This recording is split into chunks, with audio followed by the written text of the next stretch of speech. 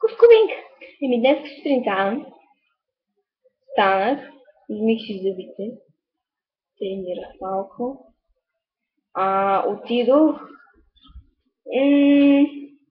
до спирката на 3010 да седя с една приятелка. Тя ми бърза пеникия, нищо.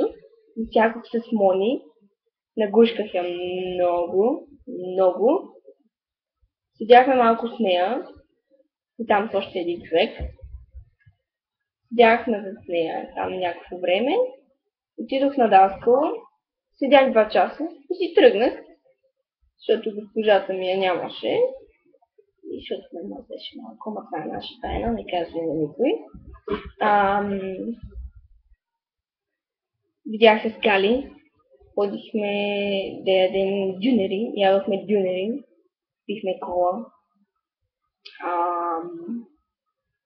Ходихме до личната ми лекарка, забележка, извинително.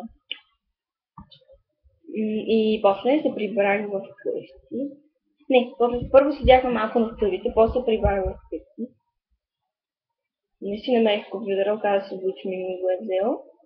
Гледах Big Brother, смях се много, спах и сега правя видео отговори за The Bask FM.